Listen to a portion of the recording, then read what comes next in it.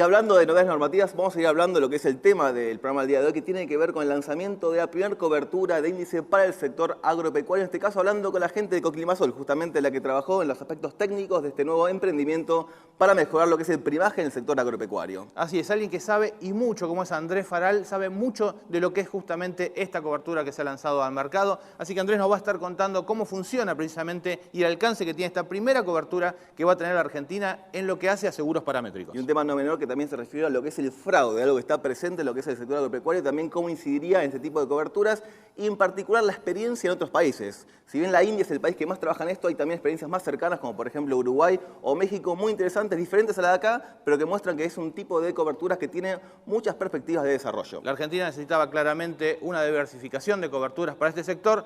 Argentina va a hacer su propia experiencia. Andrés Faral nos va a contar de qué se trata esta nueva cobertura.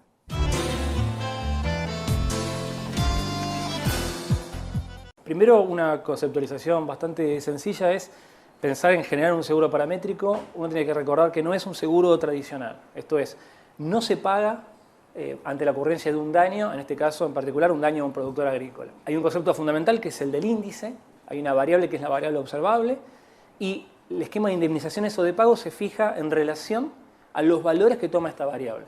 En el caso de un seguro de déficit de precipitaciones, por ejemplo, por precipitación acumulada, lo que se hace es se define un índice que es la precipitación acumulada en un periodo y al productor se le va a pagar si la precipitación acumulada queda por arriba o por abajo, depende del tipo de riesgo que se esté cubriendo, de un cierto umbral que se fija con respecto a ese índice.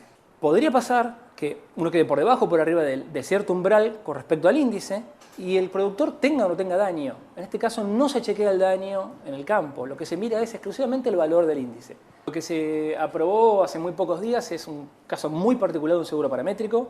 Se eligió para empezar, se desarrolló un prototipo, se eligió un cultivo que es el maíz, se eligieron 3 departamentos, un departamento de la provincia de Entre Ríos y 2 departamentos de la provincia de Santa Fe, en particular Paraná, para Entre Ríos y Castellanos y la capital para Santa Fe. Y en este caso el riesgo que se cubre es déficit de precipitaciones.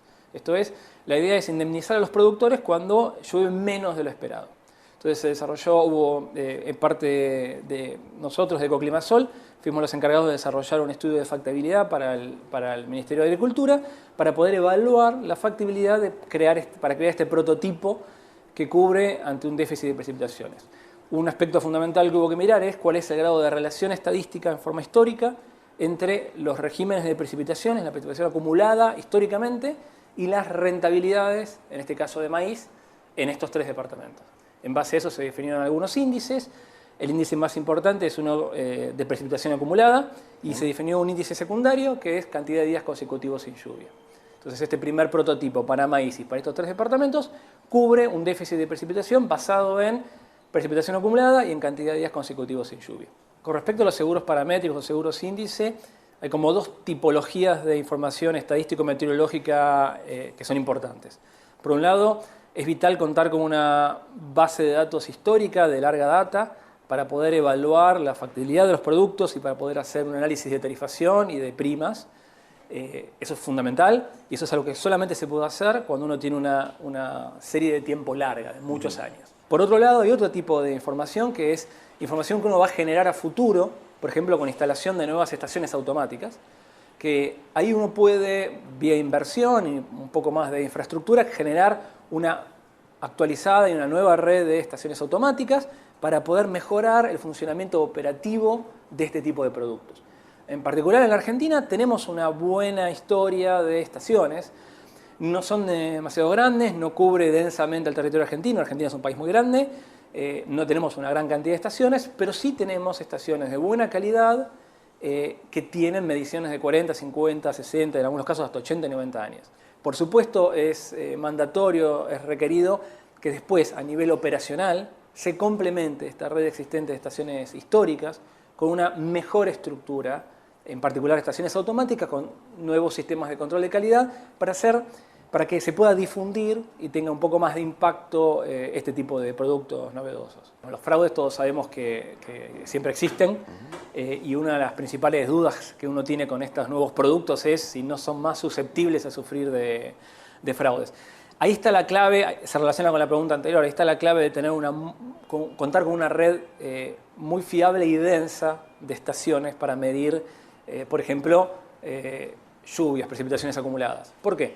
Porque si uno tiene una red bien distribuida en el espacio, densa y muy numerosa, uno puede contar con un sistema de control de calidad en tiempo real de esos datos, que la vuelven muy tolerante hacia los fraudes. Si bien México y Uruguay son cercanos, Uruguay desde el punto de vista geográfico y México quizás desde el punto de vista cultural, las experiencias de ellos son bastante distintas a las que está generando ahora la Argentina. Pero, extrapolando un poco la experiencia que ellos han tenido, lo que se espera ver, y ocurrió lo mismo en Estados Unidos y también en la India, abro un paréntesis, es el país que en la actualidad tiene mayor desarrollo de seguros paramétricos. Lo que ha ocurrido es que al principio empieza como producto innovador muy tímidamente, los primeros años son difíciles, hay que generar una cierta confianza en el mercado, hay que entender un poco la lógica de estos productos, pero es de esperar que vaya creciendo con el tiempo. En particular en Uruguay y en México han crecido fuertemente con el pasar de los años. Y yo creo particularmente que eso es lo que va a ocurrir en Argentina. Para que estos productos vayan ganando confianza, hay que trabajar desde el punto de vista técnico de una manera muy sólida, muy rigurosa, e ir invirtiendo en esta infraestructura de mediciones y de control de calidad para que los avances sean lentos pero progresivos.